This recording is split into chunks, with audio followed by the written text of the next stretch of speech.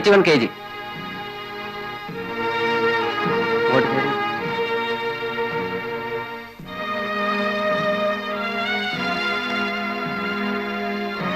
180 centimeters. I think I'm perfectly fit for hanging. ശരി, നിങ്ങൾ പോയിക്കൊള്ളൂ.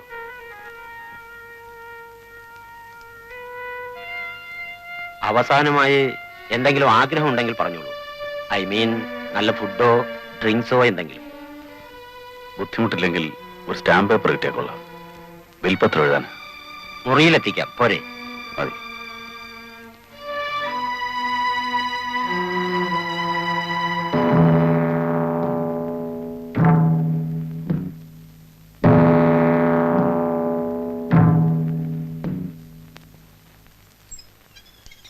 Sir, Ravi Varma മുറിയിൽ ബോധം കെട്ടു.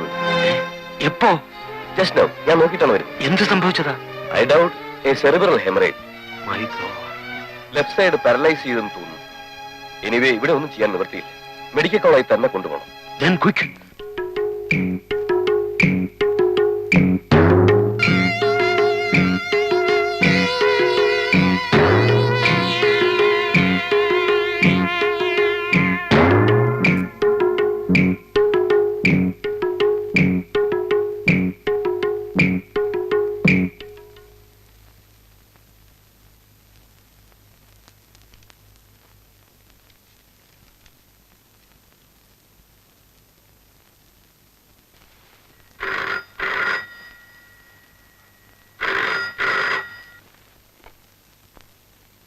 ഹലോ. ശശി, ഇത് ഞാനാണ്, ഇബ്രഹാം. എന്താ സർ വിശേഷം? ഞാൻ വിളിച്ചത് ഒരു കാര്യം പറയാനാ. ആ രവിവർമ്മ തടവ് ചാടി. വൈകിട്ട് അയാൾ എന്തോ രോഗം അഭിനയിച്ച് മുറിയിൽ ബോധം കെട്ടു വീണു. ഹോസ്പിറ്റലിലേക്ക് കൊണ്ടുപോകുന്ന വഴിക്കാണ് രക്ഷപ്പെട്ടത്. പോലീസ് അയാളുടെ പിന്നാലെ തന്നെ ഉണ്ട്. മിക്കവാറും നേരം വെക്കുന്നതിന് മുമ്പ് അയാളെ പിടിക്കും. പിന്നെ അസമത്ത് ആരെങ്കിലും വന്ന് മുറിയിൽ തട്ടുവോ മുട്ടുവോ ചെയ്താൽ തുറക്കണ്ട. അയാൾ എന്തിന് ഇവിടെ വരണം? വരേണ്ട കാര്യമൊന്നുമില്ല. എന്നാലും ശശിയാണല്ലോ അയാളെ കുറിച്ച് പത്രത്തിൽ എഴുതിയത്. ഇനി അതിന്റെ വിരോധം മറ്റോ അയാൾക്കുണ്ടെങ്കിലോ? ഞാനൊരു സംശയം പറയുന്നേ ഉള്ളൂ. പേടിക്കാനൊന്നുമില്ല. ആരാ ശശി? Chief editor. എന്താ ഈ അസമയത്ത്?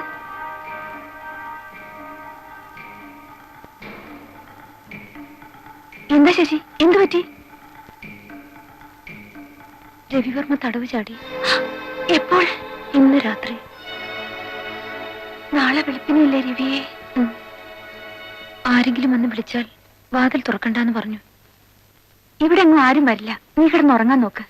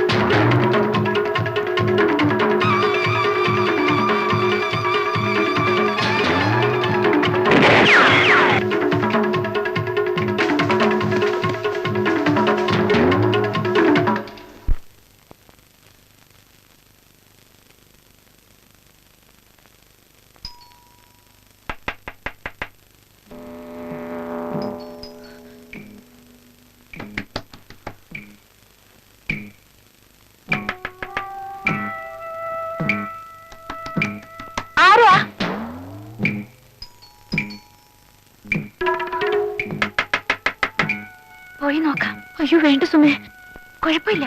കഥ ഓർക്കാതിരുന്നാ മതി.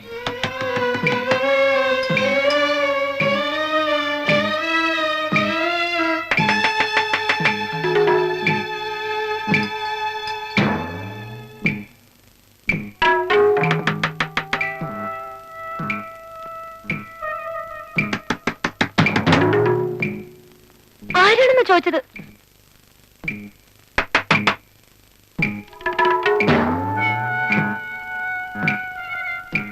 പോലീസാ? എന്താ ഇൻസ്പെക്ടർ? രവിവർമ്മ എന്നൊരു തടവ് പുള്ളി ജയിൽ ചാടി. ഞങ്ങൾ ഫോളോ ചെയ്യുകയായിരുന്നു. ഇവിടെ എത്തിയപ്പോൾ അയാളെ കാണുന്നില്ല. അകത്ത് ശബ്ദമൊന്നും കേട്ടില്ലല്ലോ? ഇല്ല. എന്തെങ്കിലും വിവരം കിട്ടിയാൽ സ്റ്റേഷനിലേക്ക് ഫോൺ ചെയ്യണം. ഓക്കെ, നിങ്ങൾ കഥ കടച്ചു കിടന്നോളൂ.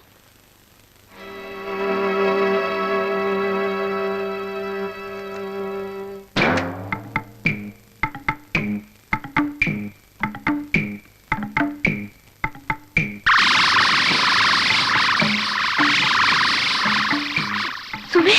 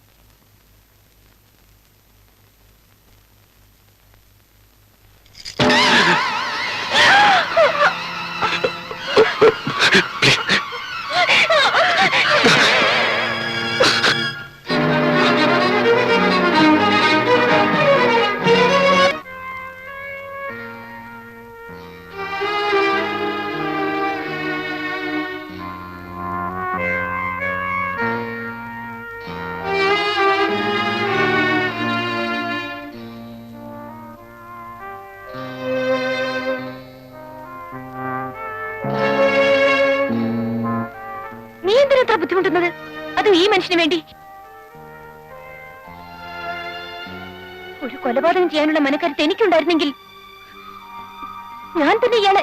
ശശി, മരിക്കാൻ പോകുന്ന ഒരു മനുഷ്യനെ രക്ഷപ്പെടുത്തേണ്ടത് ഒരു ഡോക്ടറുടെ ചുമതലയാണ്. എല്ലാം അറിയാവുന്ന നിനക്കെന്താണ് ഇയാളോട് ഇത്ര സഹതാപം? അതാണ് എനിക്ക് മനസ്സിലാകാത്തത്. ഏതായാലും ക്രിട്ടിക്കൽ സ്റ്റേജ് കഴിഞ്ഞല്ലോ, ഇനി പോലീസിൽ അറിയിക്കാം. ഇയാൾക്ക് ബോധം തെളിയുന്നതിന് മുൻപ്. സുമി, നിനക്ക് ഭ്രാന്താണ്. ഇയാൾക്ക് ബോധം വന്നാൽ നമ്മളെ രണ്ടുപേരും ഇയാൾ എന്താ ചെയ്യാൻ പോണെന്ന് അറിയില്ല. രവിക്ക് ഇപ്പോഴൊന്നും ബോധം വീഴില്ല. പൾസ് തീരെ വീക്കാണ്. രക്തം കുറെ ഏറെ പോയിട്ടുണ്ട്. അതാ പറഞ്ഞത്, പോലീസ് വരട്ടെ, അവര് കൊണ്ടുപോയി ചികിത്സിച്ചോളും. ശശി,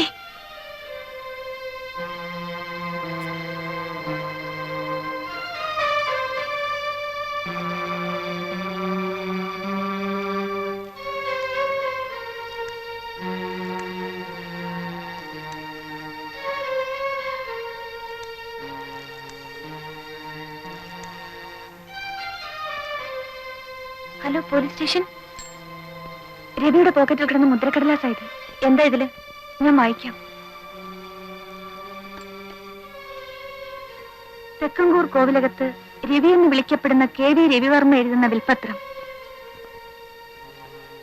സുപ്രീം കോടതി വിധി പ്രകാരം ഈ വരുന്ന 14-ാം തീയതി വധശിക്ഷയ്ക്ക് വിധേയനാകാൻ പോകുന്ന ഞാൻ എന്റെ സർവ്വ സ്വത്തുക്കളും പൂർണ്ണ മനസ്സോടെയും സമ്മതത്തോടെയും കൊല്ലപ്പെട്ട എന്റെ ഭാര്യ മേഴ്സിയുടെ ഇളയ സഹോദരിയായ Sasikala വർഗീസിനും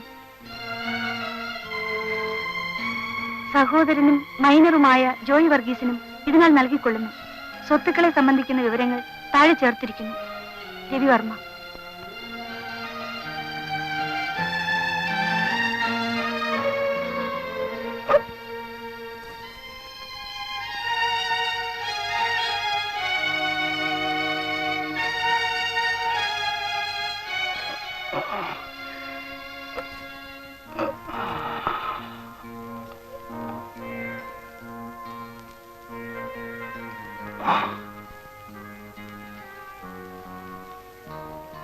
Sasi, he is still in a critical stage. എന്തെങ്കിലും ഉടനെ ചെയ്തില്ലെങ്കിൽ ഞാൻ ഹോസ്പിറ്റലിൽ പോയി കുറച്ച് ട്രിപ്പ് ആംബുലൻസ് എടുത്തിട്ട് വരാം. സുമി, ഞാൻ. ശശി, പ്ലീസ് പറയുന്ന കേക്കൂ.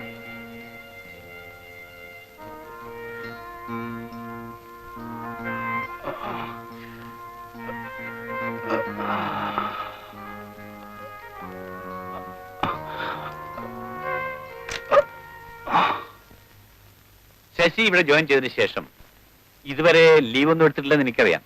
പക്ഷേ ഇങ്ങനൊരു അവസരം ഉണ്ടായപ്പോ അത് നഷ്ടപ്പെടുത്തുന്നത് ശരിയാണോ? രവിവർമ്മയുടെ എസ്കേപ്പിനെ കുറിച്ചുള്ള വാർത്തകളോ കിംവദന്തികളോ ഒക്കെ എഴുതി ഉണ്ടാക്കാൻ ഞാൻ ശശിയാണ് കണ്ടത്. തനിക്കാകുമ്പോ ആ സബ്ജക്റ്റിനെ കുറിച്ച് ടച്ചും ഉണ്ടല്ലോ. എന്തെങ്കിലുമൊക്കെ എഴുതി ഉണ്ടാക്കി തനിക്ക് ഷൈൻ ചെയ്യാൻ പറ്റുന്ന അവസരമാണ്, മറക്കണ്ട.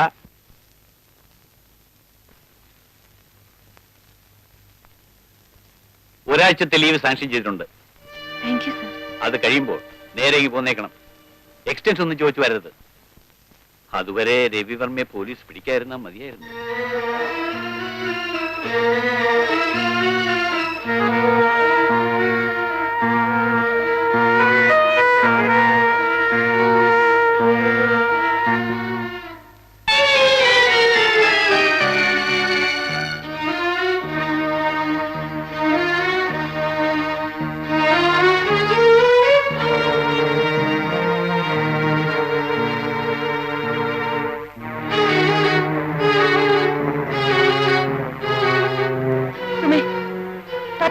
ആരെങ്കിലും ഒക്കെ അന്വേഷിച്ച് വരുമെന്ന് എന്റെ പേടി. പുറത്താരെങ്കിലും അറിഞ്ഞാൽ നമ്മളായിരിക്കും ആദ്യം ജയിലിൽ പോകുന്നത്. സുമേ, ഞാൻ പറയുന്നൊന്ന് കേൾക്കൂ. ഇനിയെങ്കിലും പോലീസ് അറിയിക്കാം. അവര് കൊണ്ടുപോയി ചികിത്സിച്ചോളും. ശരിയാണ്, അവര് ചികിത്സിച്ച് രക്ഷപ്പെടുത്തും. എന്നിട്ട് എന്തിനാ തൂക്കിക്കൊല്ലാൻ? നിനക്കെന്താ ഇയാള് രക്ഷപ്പെടുന്ന ഇത്ര വാശി? എനിക്കറിയാം, നീ ആ വിൽപത്രം കണ്ട് വീണുപോയി കാണും. എനിക്ക് അയാളെ പണം സ്വത്തൊന്നും വേണ്ട. നീ എന്തൊക്കെ പറഞ്ഞാലും ഇയാളെ രക്ഷപ്പെടുത്താൻ ഞാൻ കൂട്ടി നിൽക്കില്ല. He deserves death. ഒരു പക്ഷേ രവി നിരപരാധിയാണെങ്കിലോ? അതോർത്ത് ജീവിതം മുഴുവൻ നമുക്ക് പശ്ചാത്തപിക്കേണ്ടി വരില്ലേ ചേച്ചി?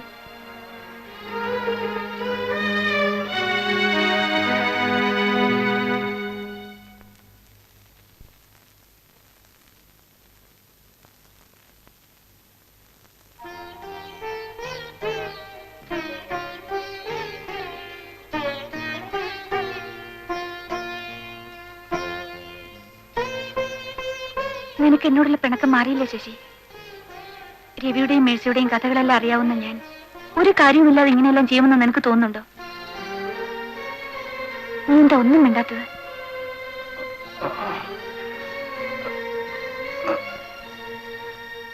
രവിക്ക് ബോധം തെളിഞ്ഞെന്ന് തോന്നുന്നു.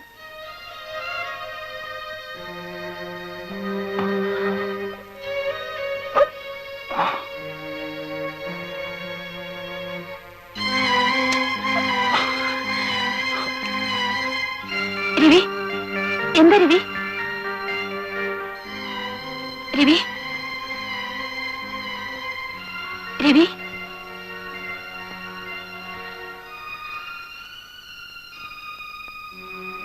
സുമേ,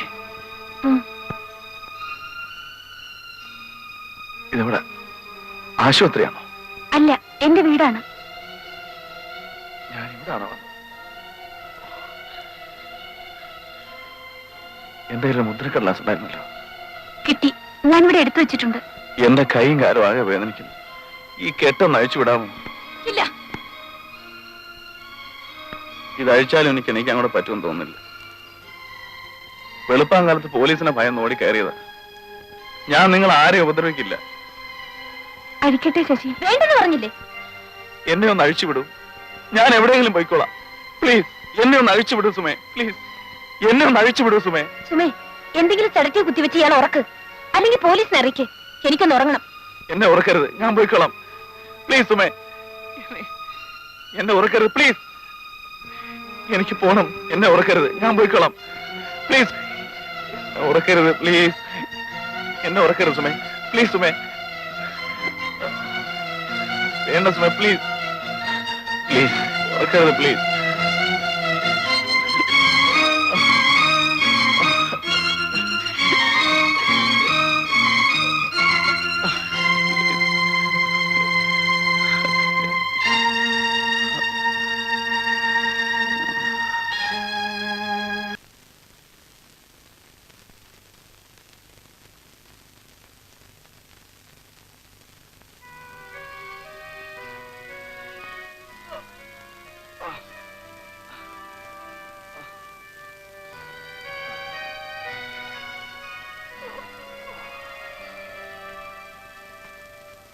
സുമേ,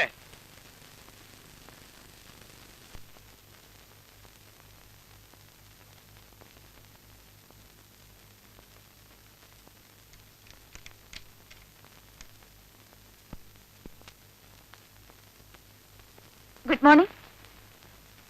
വിശക്കുന്നുണ്ടോ? ഇല്ല. ആ മുദ്രക്കടലാസ് ഇവിടെ.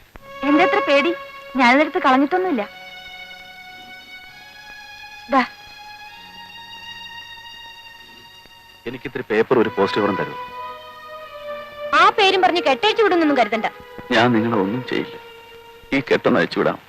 ഒരു കത്തെഴുതാൻ. മേൽവിലാസം വിവരം പറഞ്ഞു കൊടുത്താ ഇവിടെ എഴുതി തരും. ഒന്ന് എഴുതി കൊടുക്ക ചേച്ചി. എന്റെ കൈയൊക്കെ വൃത്തിയേടാ. കവറി മേശയിൽ ഇരിപ്പുണ്ട്. എന്തായാലും ഈ കത്ത് എഴുതി കഴിഞ്ഞാൽ ഉടനെ ഞാൻ പോലീസ് വിവരം അറിയിക്കും. അഡ്രസ് പറയൂ. മിസ് ശശികല വർഗീസ്, ചെറുപുഴയിൽ house, Mannar PO, via Thiruvalla.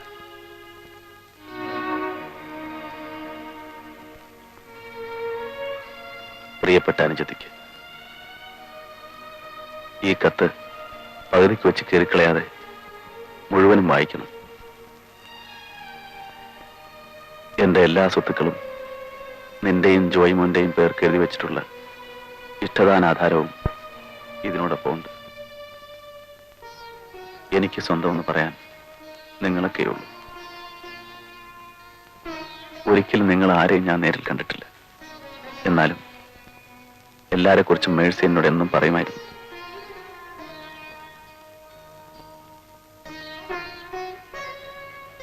സത്യം എന്നെങ്കിലും പുറത്തു വരും. അന്നൊരു പക്ഷെ ഞാനുണ്ടായെന്ന് വരില്ല. നിങ്ങൾ ആരും വിശ്വസിക്കില്ലെന്നറിയാമെങ്കിലും ഞാൻ എഴുതട്ടെ. എന്റെ ഒരു ആശ്വാസത്തിന് വേണ്ടിയെങ്കിലും. നിങ്ങളുടെ ചേച്ചിയെ, എന്റെ മേഴ്സിയെ ഞാനല്ല കൊന്നത്.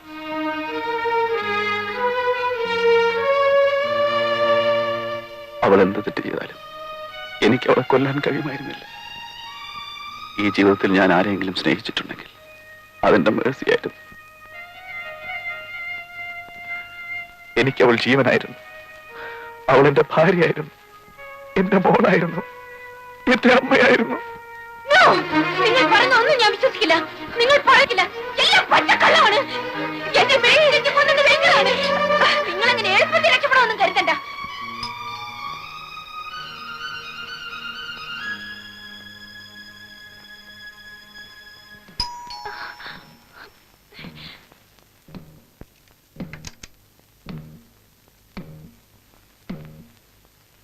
ശശി, പ്ലീസ് പറയരുത് കേട്ടോ.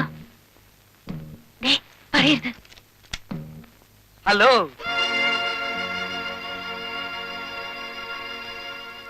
എന്നെ അകത്തേക്ക് ക്ഷണിക്കുന്നൊന്നുമില്ലേ? എന്താ അവിടെ നിൽക്കുന്നേ? വരൂ. ആ, രവിവർമ്മയെ പേടിച്ച് രണ്ടുപേരും കൂടെ അകത്ത് കയറി കഥവും കൂട്ടി ഇരിപ്പാണല്ലേ? അങ്ങനെയൊന്നുമില്ല. ഇല്ലല്ലില്ല, ബെല്ലടിച്ച ആള് വരാതായപ്പോ എനിക്കായി പേടി.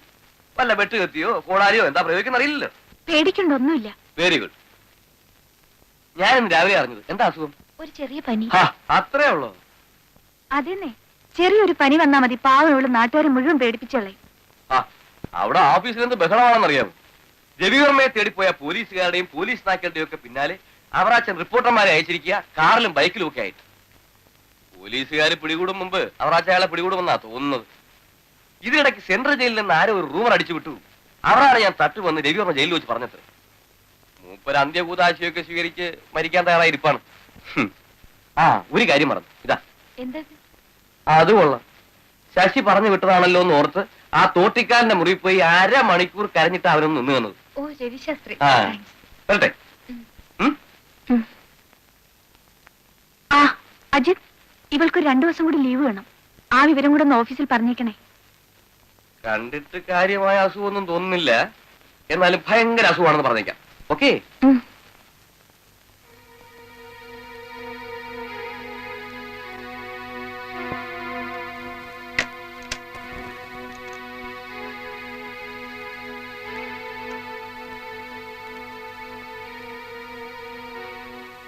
കുഴപ്പമൊന്നുമില്ല. ശശിയുടെ ഒരു സഹപ്രവർത്തകന് പോയി. ആ കുട്ടി മേഴ്സിയുടെ സഹോദരിയ ശശികല.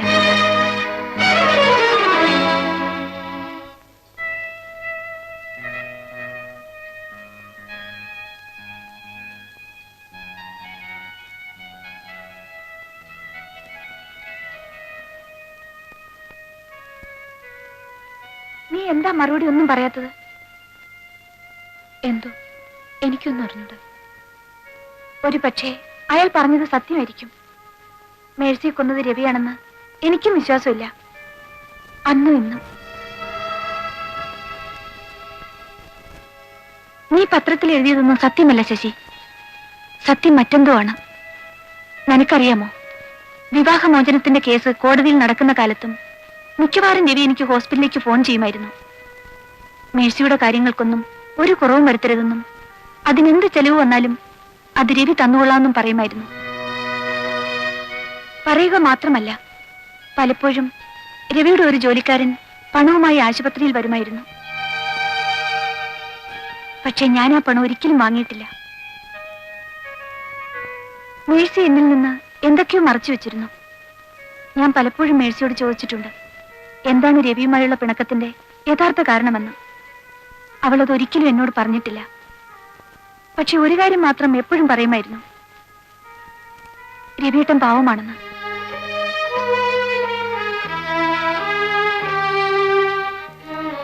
മേഴ്സിയുടെ അനുജത്തി ശശിയാണ് നീയെന്നറിഞ്ഞപ്പോൾ മുതൽ രവി ആകെ അപ്സെറ്റാണ്. നീ വന്ന് എന്തെങ്കിലും ഒരു നല്ല വാക്ക് പറയൂ.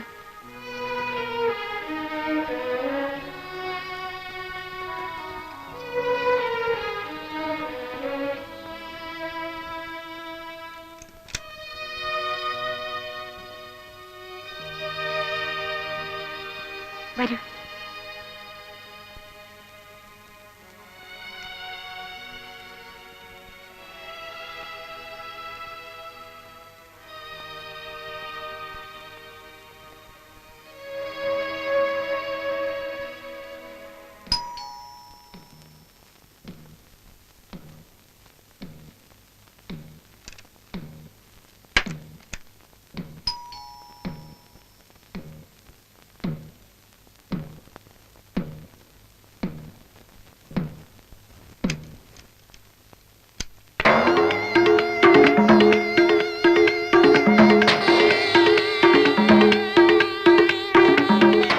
സമയത്ത് വന്ന് ബുദ്ധിമുട്ടിച്ചതിൽ ക്ഷമിക്കണം.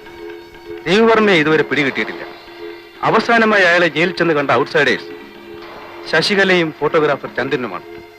അന്ന് അയാളുടെ പെരുമാറ്റത്തിൽ എന്തെങ്കിലും പ്രത്യേകത തോന്നിയോ? ഇല്ല. ആരോടെങ്കിലും പ്രതികാരം ചെയ്യുമെന്ന് സൂചിപ്പിച്ചോ? അങ്ങനെയൊന്നും പറഞ്ഞില്ല. ചീഫ് എഡിറ്റർ എബ്രഹാമിന് അയാളൊരു കത്തയച്ചെന്നല്ലോ, കഥയിലൊരു വില്ലനുണ്ടെന്നും മറ്റും പറഞ്ഞു. അതാരാണെന്ന് പറഞ്ഞോ? ഇല്ല. എന്തെങ്കിലും ഒരു സൂചന തരാൻ കഴിയുമോ? അന്ന് ആകെ 2 മിനിറ്റ് ഞങ്ങൾ സംസാരിച്ചുള്ളൂ. ഞാൻ ചോദിച്ച ചോദ്യങ്ങൾക്കൊന്നും ശരിക്കും ഉത്തരം പറഞ്ഞതുമില്ല. ഡീറ്റെയിൽസ് ഒക്കെ ഞാൻ ജയിലിൽ നിന്ന് കളക്ട് ചെയ്തതാ. കുറച്ചൊക്കെ എന്റെ ഭാവനാ സൃഷ്ടിയാണ്. Okay, thanks. എന്തെങ്കിലും വിവരങ്ങൾ കിട്ടിയാൽ ഞങ്ങളെ അറിയിക്കണം. തീർച്ചയായും. വരട്ടെ.